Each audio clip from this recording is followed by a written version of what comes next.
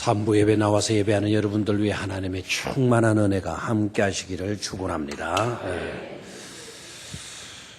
혹시 이런 경험들이 없으신지 모르겠습니다.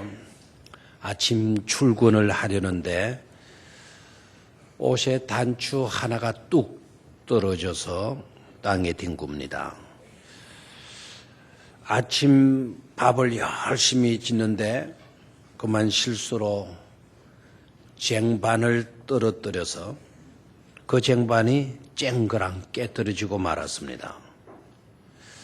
모처럼 가족이랑 여행을 가려고 차에 시동을 막 거는데 날아가는 새가 똥을 싸서 앞 유리창에 떨어집니다. 윈도 브러쉬를 열심히 돌리고 하지만 소용이 없어서 차에서 내려서 휴지로 그 새똥을 닦아냅니다. 그럴 때 어떡합니까? 대개 이런 반응 나오죠. 아침부터 재수 없다고, 기분 나쁘다고. 불길한 생각이 든 나머지 오늘 내가 좀 조심해야 되려는 모양이다. 그렇게 생각을 하고 종일토록 불길한 생각을 떨쳐버리지 못하고 불쾌감도 사라지지 않습니다. 하필이면 왜 그 시간에 또한 그렇게 좋은 날에 그런 일이 일어나는가 말입니다. 그렇다고 세상이 어떻게 된 것도 아니고 암흑천지가 된 것도 아니고 하늘은 여전히 푸르르고 있고 시원한 산들바람도 여전히 불어오고 있습니다. 여러분 어떻습니까? 혹시 그런 경험 해보셨습니까? 그리고 동일한 그와 같은 기분, 동일한 그와 같은 생각들을 가져보셨습니까? 혹 그런 일들로 인하여서 하루를 완전히 망치고 말지는 않았습니까? 대개 우리나라는 미신적인 그와 같은 일들이 과거에 많았기 때문에 우리 어르신들이 주로 단추 하나 딱 떨어지면 또 그릇이라도 하나 쨍그랑 깨지고 나면 네 오늘 조심해라. 길 건널 때 조심하고 물가에 가거든 물가에 근처에 가지도 말아라. 아주 불길한 어떤 일이 일어날 징조로 그렇게 여기는 것을 많이 보았어요. 그런데 여러분 만약에 그랬다면 이렇게 좀 생각을 해보면 어떻겠습니까? 그러한 일들은 꼭 안 좋게 되는 날, 그런 날에만 일어날 수 있는 일인가? 꼭 무슨 일이 있을 때라야만이 새가 차 유리창에다가 똥을 싸고 가는 거냐 말이에요. 실밥이 다 떨어진 단추가 지금 시간이 출근 시간이니까 지금은 안 돼. 나중에 기다렸다가 퇴근 시간에 떨어져 주자고. 그렇게 단추가 생각을 하겠습니까? 실밥이 다 다른 단추가 때를 가려가면서 떨어지겠냐 이 말입니다. 날아가는 새가 수학 공부를 굉장히 잘해가지고 그 시간에 똥을 쌌겠느냐 이거예요. 똥 얘기하니까 처음부터 긴장하시네요. 날아다니는 새이다 보니까 싸는 거 아니겠어요? 그 새가 수학 공부 잘해가지고 내가 날아가는 속도를 감안을 해서 어디쯤에 가서 똥을 싸야만이 딱 그 차 위에 유리창에 떨어질 것인가 생각해보고 똥을 쌌겠냐 이거예요. 날아다니는 새이다 보니까 어디이든지 간에 그놈이 또 사람이 아니고 새이다 보니까 보고 싶은 때 싸는 것 아니겠습니까? 그런데도 하필이면 그 시간에 왜 그런 일이 일어나느냐고 우리 인간들이 불만하고 인간들이 불평한단 말입니다. 그냥 일어날 수 있는 일상적인 일임에도 불구하고 불길한 징조로 이렇게 추측하고 생각하는 일들이 일어난단 말입니다. 얼마든지 일어날 수 있었는데 사실 그런 일들은 수없이도 일어날 수 있었는 일들인데 이제까지 그런 일이 일어나지 않았던 것뿐인데 그런데 오늘 왜 그런 일이 일어나느냐고 불만한단 말입니다. 떨어진 단추 하나, 깨어진 쟁반 하나, 차 유리에 떨어진 새똥 하나에 왜 우리는 하루를 망치고 말아야 하는 것이냐? 그 이유가 도무지 무엇이냐 하는 것입니다. 오늘 주신 성경 말씀은 이렇게 말씀을 합니다. 무릇 지킬 만한 그 가운데 뭐를 지키도록 해라. 마음을 지키도록 하라. 마음을 지키도록 하라고 이야기합니다. 옛날 개역성에 무릇이라는 말이 들어가는데 우리 개역 개정에는 무릇이라는 단어가 빠졌어요. 모든 지킬 만한 것 중에 더욱 네 마음을 마도록 해라. 지키도록 해라. 이렇게 말씀을 하십니다. 무릇 지킬 만한 것 가운데 마음을 지키지 못했기 때문에 쟁반 하나 깨어지도 단추 하나 떨어져도 새가 똥을 한번 싸놔도 그것 때문에 속상해하고 하루 전부를 망치고 만다라는 것이죠. 오늘 이 시간 저와 여러분들은 주신 하나님의 말씀을 중심으로 해서 그러기에 마음 붙들기를 잘해야 되겠다. 정말 모든 지킬 만한 것 중에 더욱 내 마음을 지키는 일을 잘 해야 되겠다. 그렇게 깨닫고 그렇게 사실 수 있는 성도님들이 되시기를 축원합니다. 자, 그러면 네 마음을 지키라라고 하는 이 말씀의 의미가 무엇일까? 마음을 지킨다라는 게 구체적으로 어떤 의미가 되는 것인가? 마음을 지킨다라는 게 무슨 말인가? 하나씩 살펴보도록 하겠습니다. 첫 번째로 내 마음을 지키라는 것은 불청객을 주인 삼지 말라는 것입니다. 한번 따라 하십시오. 불청객을 주인 삼지 말라. 불청객에다가 초점을 맞추지 말라는 거예요.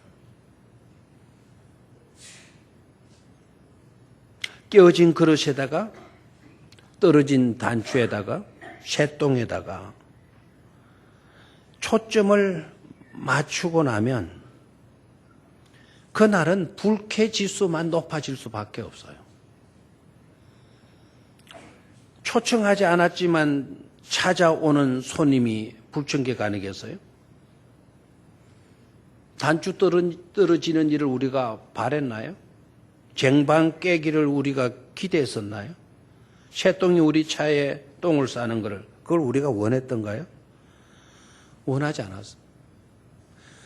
원하지 않았으면서도 찾아와 온 거예요. 우리는 살아가면서 그런 경우들이 많죠. 원하지 않은 일이, 바라지도 않았던 일이, 기대하지도 않았었는데 찾아온 일들, 그 경우들이 얼마나 많아요.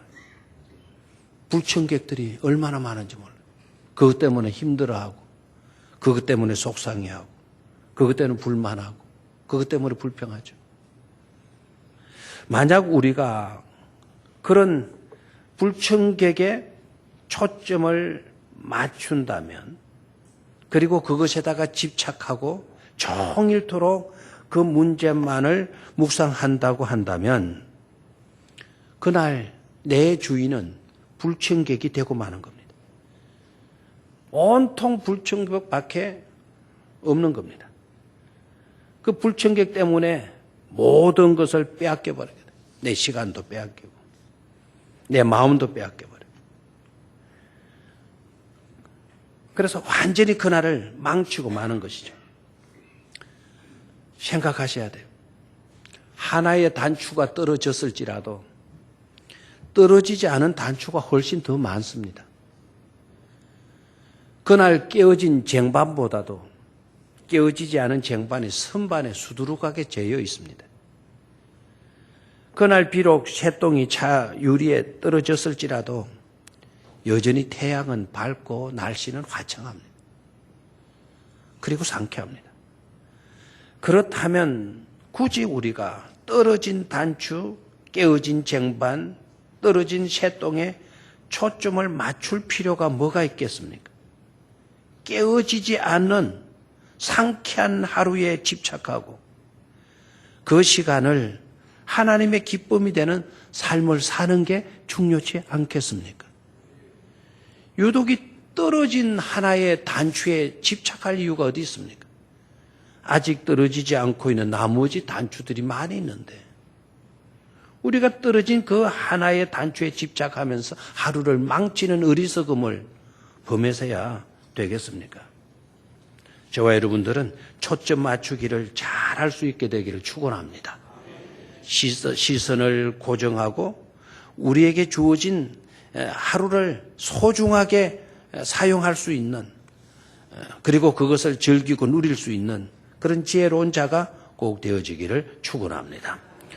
두 번째로 마음 지키기 위한 두 번째는 권한을 놓치지 말라라는 거예요. 한번 따라 하십시오. 권한을 놓치지 말라. 본문에 집중하기입니다. 본문에 집중하기. 본문에 집중하기. 무릇 지킬 만한 것보다 더욱 네 마음을 지키라. 자, 오늘 한 구절 말씀이에요. 오늘 돌아가실 때에는 다른 말씀은 기억이 안 되더라도 이 한 절 성경 말씀은 가슴에 꼭 새겨지고 담고 돌아갈 수 있기를 바랍니다. 한번 소리를 내어서 암송한다는 정신으로 소리를 내서 다시 한번 크게 읽도록 하겠습니다. 시작.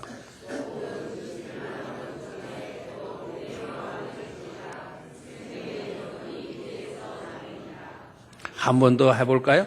모든 지킬 만한 것 중에 더욱 네 마음을 지키라. 생명의 근원이 이에서 나매니라. 아멘. 이제 성경에서 눈을 떼고 한번 같이 해보는 겁니다. 시작. 모든 지킬 만한 것 중에 내 마음을 지키라. 생명의 근원이 이에서 나매니라. 아멘. 잘하셨어요. 무릇 지킬 만한 것보다 더욱 네 마음을 지키라. 모든 지킬 만한 것 가운데 더욱 네 마음을 지키라 라고 하는 이 말씀의 히브리어의 원뜻을 보면 세 가지 해석이 가능하게 돼요. 세 가지 해석이요. 그 세 가지 해석 중에 우리 개역 개정 성경은 하나를 선택해서 우리 성경에 기록을 해놓은 겁니다. 자, 세 가지 해석이 가능한데 첫 번째 해석이 어떤 해석인가 하니까 어떤 의미인가 하니까 지켜야 할 모든 것들로부터 네 마음을 지키라. 다시 말하면 많은 공격들로부터 네 마음을 지켜내도록 하라라는 의미가 있어요. 여러 공격들이 있어요. 내 마음을 무너뜨리고 상하게 만들고 깨어지도록 만드는 그런 공격들이 있다라는 거예요. 그런 상황, 그런 형편, 그런 처지들이, 그런 불충격들이 우리에게 언제나 찾아올 수 있다라는 거예요. 그런 공격들로부터, 그러한 많은 불충격들로부터 네 마음을 지켜내도록 해라라고 하는 의미가 첫 번째 의미. 두 번째 의미는요. 모든 지킬 것을 동원하여서 네 마음을 지켜내도록 해라라는 겁니다. 이 말을 좀 더 쉽게 말씀을 드린다면 마음을 지키기 위해서는 모든 수단을 동원하라는 거예요. 어떤 방법, 어떤 수단을 써서라도 네 마음만큼은 뭐 할 수 있어야 한다? 지켜낼 수 있어야 된다라고 하는 의미입니다. 그리고 세 번째 의미는요, 우리 개혁 개정에서 선택한 의미예요. 세 번째 의미를 개혁 개정에서 선택을 한 거예요. 지킬 만한 모든 것들보다 네 마음을 지켜라 라는 건데, 지켜야 할 것들이 여럿이 있어요. 우리 믿음도 지켜야 되잖아요. 의리도 지켜야 되잖아요. 질서도 지켜야 되잖아요. 예의 범절도 지켜야 되잖아요. 에티켓도 지켜야 되잖아요. 지켜야 할 것들이 많아요. 지켜야 할 것들이 많은 가운데서도 네 마음만큼은 더욱 신경 써서 뭐 하도록 해라. 지키도록 해라. 무엇보다도 중요한 것이 마음인데 그 마음을 지키도록 하라라고 하는 그런 의미를 담고 있어요. 그러나 우리는 이 본문에 집중할 수 있어야 돼. 이 세 가지 의미가 다 중요한 거예요. 다. 많은 공격들이 있다 할지라도, 많은 시험거리가 있다 할지라도 뭐만큼은 지키자, 마음만큼은 지켜낼 수 있어야 된다. 어떤 힘, 어떤 노력, 어떤 희생이 따르다 하더라도 뭐만큼은 지켜야 한다, 마음만큼은 지켜야 한다. 지킬 것이 여러 것이 있지만 그 중에서도 특별히 뭐만큼은 지켜야 된다, 마음만큼은 지켜야 된다. 이 본문에 집중할 수 있다. 그리고 그 권한을 놓치지 말아야 될 것입니다. 왜 놓치지 말아야 하나? 왜 본문에 집중해야 하나? 오늘 한 구절 끝부분에 이렇게 말씀되어 있죠. 생명의 근원이 이에서 나면이라 그랬어요. 생명의 근원이 이에서 나면이라. 마음 잘 짓겠다고 우리가 생명을 얻는다 그 말은 아닙니다. 생명의 근원이 이에서 나면이라. 삶의 근원이 뭡니까? 생동감 아닙니까? 활력 아닙니까? 그러니까 마음 붙들기 잘해야만이, 마음을 잘 본문에 붙들어 매야만이 활력에 찬 삶을 살 수가 있다. 생동감 넘치는 삶을 살 수가 있다. 고귀한 삶, 보람된 삶을 살 수 있다라는 거예요. 그래서 마음을 붙들어 매는 일을 잘 해야 된다고 우리에게 교훈하고 있습니다. 마음을 잘 붙들어 맬 수 있기를 주의 이름으로 축원합니다. 한 여자가 운전을 하다가 스트레스를 받았던 얘기가 있습니다. 앞차가 신호를 받고 신호를 대기하고 있습니다. 그리고 이 여자가 그 대기한 차 뒤에서 또 그 신호를 바뀌기를 기다리고 있습니다. 그런데 빨간 불로 있다가 신호가 파란 불이 바뀌었어요. 녹색 불로 바뀌었는데도 앞차가 가지를 않는 거예요. 늦장을 부리고 가지를 않는 겁니다. 대개 이럴 때 어떠합니까? 저도 마찬가지고 여러분들도 마찬가지겠죠. 흥분하겠죠. 지금 뭐하는데 안 가 이거. 그 시간이 불과 몇 초도 안 되죠. 그죠? 몇 초도 안 돼요. 근데 몇 초도 안 되지만 우리는 경적을 울리잖아요. 빵! 그러고. 그래도 안 가면 막 삿대질을 하고. 그래도 안 가면 막 힙불을 들었다 놨다가 들렁들렁 막 올렸다 앉았다 이러잖아요. 근데 이 여자가 운전했을 때 그 앞차는 그 정도가 아니었어. 신호가 푸른 불이 다 지나가도록 다시 빨간 불이 들어오도록 안 가는 겁니다. 그래 이 여자 화날 만도 하죠. 저 같았으면 차에서 확 내렸을 거예요. 그리고 앞으로 갔을 거예요. 손가락질하면서 뭐하고 있느냐고 막. 뭐 야단하고 눈을 막 부아리고 아마 그랬을 거예요. 근데 이 여자이다 보니까 그렇게 하지는 못하고 막 차 안에서 막 그냥 이따위로 운전하려면 나오지도 말든지 그냥 막 4시간 다 뺏겠네. 바빠 죽겠는데 이놈의 차가 이 모양이야. 막 차에서 그냥 막 화가 나가지고 막 뭘 해놓으면 차가 막 회둥회둥 해놓으면 그 여자가 그렇게 화내는 가운데 바로 경찰차가 그 뒤에서 같이 신호를 기다리고 있는 걸 못 봤어요. 신호가 바뀌었는데 드디어 앞차가 출발을 해요. 출발하고 여자도 뒤에 있는 여자도 막 출발을 하려고 하니까 경찰이 뒤에 붙었던 경찰이 갑자기 사이렌을 울리면서 그 여자 차를 갓길로 나가라고 사인을 보내는 거예요. 그래 이 여자가 안 그래도 신호를 한번 놓치니 분풀이가 나는데 경찰이 느닷이 와가지고는 또 갓길로 막 불따구가 난 거죠. 불따구가 난 거죠. 예. 면허증을 보자고. 면허증을 보더니 이 경찰이 면허증을 보고는 차 번호를 보고 어딘가 또 무전을 치고 한참 동안 알아보더니 겸연쩍은 모습으로 시간을 끌게 해서 죄송하다고. 시간을 끌게 해서 죄송하다고. 면허증을 돌려주면서 그렇게 이야기를 하는 거예요. 근데 이 여자가 뭐가 잘못됐냐고. 그랬더니 이 경찰이 점잖게 이야기를 합니다. 사실 당신의 행동 때문에 그랬다.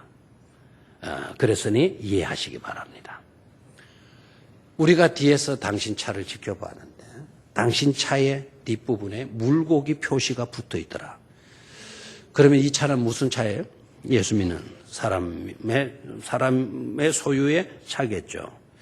물고기 표시가 붙어 있었고 그리고 나와 같이 주일학교에 갑시다라는 범퍼 스티커가 붙여 있는 것을 봤습니다. 그리고 또 번호판 테두리에 예수를 믿으시오. 그리하면 너와 네 집이 구원을 얻을 것입니다. 생명을 택하라고 하는 그런 스티커까지. 그러면 열렬 신앙인이 틀림없겠죠. 그래서 이 경찰은 열렬 믿음 좋은 신앙인의 차인 줄 알았다라는 거예요. 그런데 뒤에서 지켜보니까 그 믿음 좋은 사람이 탄 그 차 같지 않고 차가 막 난폭하게 흔들리고 그냥 막 창문에 내려갔다 올라갔다가 막 하고 안에서 막 이상한 소리도 나고 하니까 이 경찰이 어떤 생각을 가지고 그 차를 세웠는가 하니까 당신의 행동이 그렇게 하는 것을 보고 당신이 차를 훔치고 도망가는 사람인 줄로 생각을 했다라는 거예요. 썰렁한 사람들이 좀 있는 것 같아요. 차는 분명히 예수 믿는 사람인데, 예수 믿는 사람의 차인데, 안에 탄 사람은 이건 도둑놈이 틀림이 없어요. 차량 훔치고 도망치는 사람임이 틀림이 없어요. 그래서 잡았다라는 거예요. 차 안에서 화내고 그냥 막 경적 빵빵 울리고 막 이건 도난 차량, 차를 도난해서 가는 그런 차라고 알았다라는 거예요. 여러분, 저는 제 차에 물고기 표시 안 하고 다닙니다. 왜? 자신이 없기 때문에 그래요, 자신이. 혹시 그런 표시를 하고 다니는 사람들, 책임지시기를 바라요, 마음 관리 잘 하십시오. 무엇이 문제입니까? 이 여인은 지켜야 할 마음을 지키지 못한 것이에요. 앞차가 신호 하나 어겼다고, 그런 상황이 임했다고, 화내고 경적 울리고. 새똥 하나 딱 싸고 갔더니 막 하루 종일 그냥 뭐 옛날 그런 이야기 많이 했죠. 재수 뭐 올랐다고? 뭐 오물 올랐다고. 이 정신 나간 사람들 아니겠어요? 마음 관리 잘 할 수 있게 되기를 축원합니다. 마지막 세 번째로는 어제, 내일, 오늘을 단속하라라는 거 한번 따라하시죠. 어제, 내일, 오늘을 단속해라. 바른 이해로 살아가기입니다. 자, 어제가 왜 있는 겁니까? 내일이 왜 있는 겁니까? 오늘이 왜 있는 겁니까? 어제가 왜 있는지 그 목적을 여러분 아십니까? 내일이 왜 있어야 하는 것인지 그 이유와 목적을 아시겠습니까? 오늘이 왜 있는 겁니까? 그 이유와 목적이 무엇입니까? 여러분 오늘 이걸 제대로 깨달아야 돼요. 그리고 그 목적에 맞게 내일을 내일 되게, 어제를 어제 되게, 오늘을 오늘 되게 단속하는 것. 이게 너무나도 중요한 겁니다. 자, 어제는 뭘 위해서 있는 거냐? 오늘을 새롭게 하라고 어제가 있는 겁니다.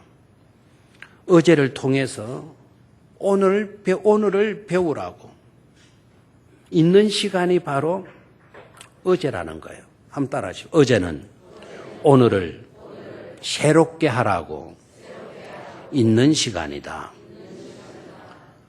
오늘의 삶을 제대로 살라고 그거를 배울 수 있도록 있는 시간, 그 시간이 바로 어제라고 하는 시간이라는 거예요.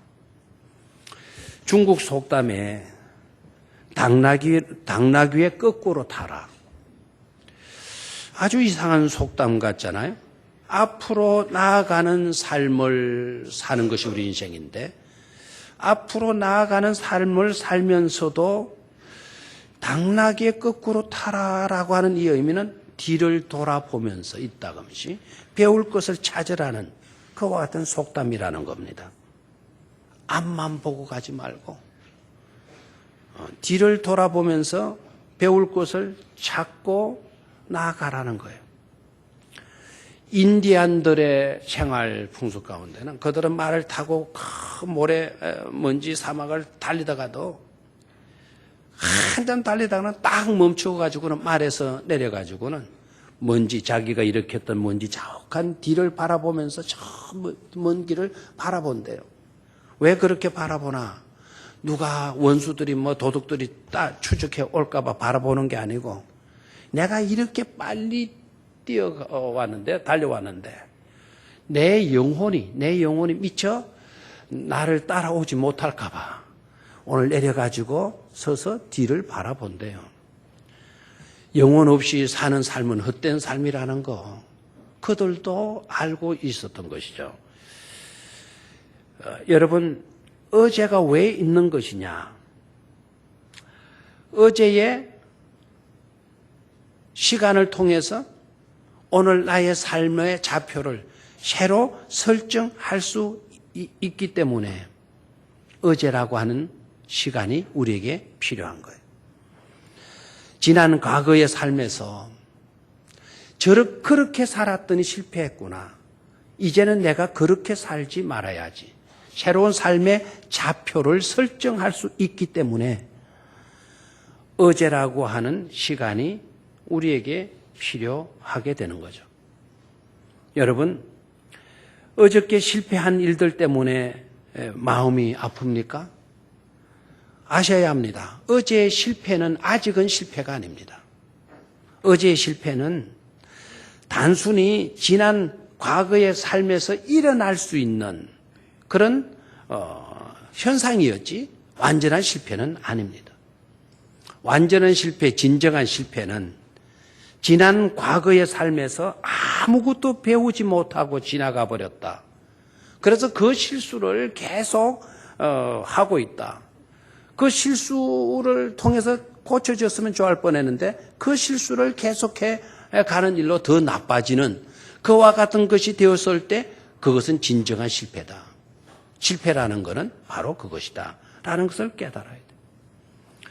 어제 여러분 실수한 일이 없습니까? 왜 대답이 없어요? 어제 우리 실수하고 실패하고 한 일 있어요, 없어요? 있죠. 그게 정상이에요. 온전한 우리가 아니기 때문에. 얼마든지 실수할 수 있어요. 잘못된 말을 했고, 잘못된 방향으로 갔고, 잘못된 오만한 생각을 품기도 했고, 들어야 할 때 말을 해버렸고, 일했어야 할 때 설거물이 빠져나갔고, 감사해야 할 때 불평한 일들 있을 수 있습니다. 중요한 거는 우리는 이제 그러한 실수를 했지만 분명히 알아야 돼요. 어제의 실수가 오늘의 영향을 미치게 놔두면 더 많이 망치게 되어진다는 사실을 우리는 잊지 말아야 되는 것입니다. 그럼 어떻게 해야 합니까? 지난날의 실수와 잘못들은 십자가의 은총으로 다가와야 될 줄로 믿습니다. 십자가로 가까이 나와야 돼요. 십자가로 가까이 나와서 십자가의 은총을 힘입어서 깨끗이 씻음 받는 일이 중요한 줄로 믿습니다. 예수 그리스도는 그 일을 위해서 오셨잖아요. 우리에게 실수가 없고 실패가 없었다면 예수 그리스도 오실 이유도 없으셨어요. 우리가 실수하고 실패하기 때문에 예수 그리스도는 오셔서 우리의 실수와 우리의 실패를 몸소 감당하시고 십자가에 못 박혀 죽으셨어요. 우리의 죄값을 다 치루어 주셨습니다. 그러니까 지난날의 실수, 지난날의 잘못들은 십자가의 은총으로 가까이 나와서 사함의 은총을 우리는 누려야 되는 것입니다. 그리고 나아가서 지난날의 그 실패와 지난날의 그 실수를 교훈 삼아서 오늘의 삶의 좌표를 바르게 새롭게 설정하고 새롭게 시작하는 것이 중요한 일인 줄로 믿습니다. 어제의 단추가, 어제 깨어진 쟁반이, 어제 떨어진 새똥이 오늘의 삶에도 영향을 미치도록 방치한다면 그것은 미련이고 그것은 어리석음인 것입니다. 그러면 내일의 목적은 뭡니까? 내일이 있어야 할 이유는 무엇입니까? 한번 따라 하십시오. 내일은 하나님의 언약을 붙들고 하나님의 공급하심을 의지하며 한 걸음씩 나아가라고 있는 것이다. 아멘. 왜 우리에게 내일이 있는 겁니까? 하나님의 약속 붙들고 하나님의 돌보심, 하나님의 공급하심을 의지하면서 한 걸음씩 한 걸음씩 나아가라고 있는 것이 바로 뭐라고요? 내일이다라는 거예요. 내일이다. 그걸 잊지 않게 되기를 축원합니다. 자, 그럼 오늘은 뭐냐? 오늘은 삶을 위해 있는 것입니다. 한번 따라하시죠. 오늘은 삶을 위해 있는 것이다. 살기 위해 오늘 있는 거예요. 오늘은 그래서 살아야 되는 겁니다. 살기 싫은 모양입니다. 오늘은 뭐 하기 위해서 있는 거다? 살기 위해서 있는 거예요. 삶을 위해서 있는 거예요. 어떤 삶을 위해서 있는 것이냐? 실패한 일로 좌절감, 절망감, 시리에 빠져가지고 탄식하며 살라고 있는 날이 아니고 오늘이 왜 있냐? 삶을 위해서 있는데 어떤 삶이냐? 오늘 하루를 하나님으로 말미암아 즐거워하고 하나님으로 말미암아 기뻐하는 삶을 살라고 있는 시간이 바로 뭐라고요? 오늘이다라는 거예요. 오늘이다. 지난번에 우리 말씀드렸죠? 우리가 하나님을 위해서 할 수 있는 일이 뭐가 있겠어요? 하나님이 뭐가 부족한 것이 있겠어요? 우리가 어떻게 하나님을 영화롭게 할 수 있겠습니까? 다른 어떤 것이 아닙니다. 저와 여러분들이 우리를 돌보시고 우리를 그토록 사랑하시는 만유의 주가 되시는 전지전능하신 모든 것을 소유하신 그 하나님 때문에 그 하나님 앞에서 행복해하고 즐거워하고 기뻐 뛰노는 데서 하나님의 행복이 있는 줄로 믿습니다. 자식을 키워보면 알잖아요. 부족한 부모라도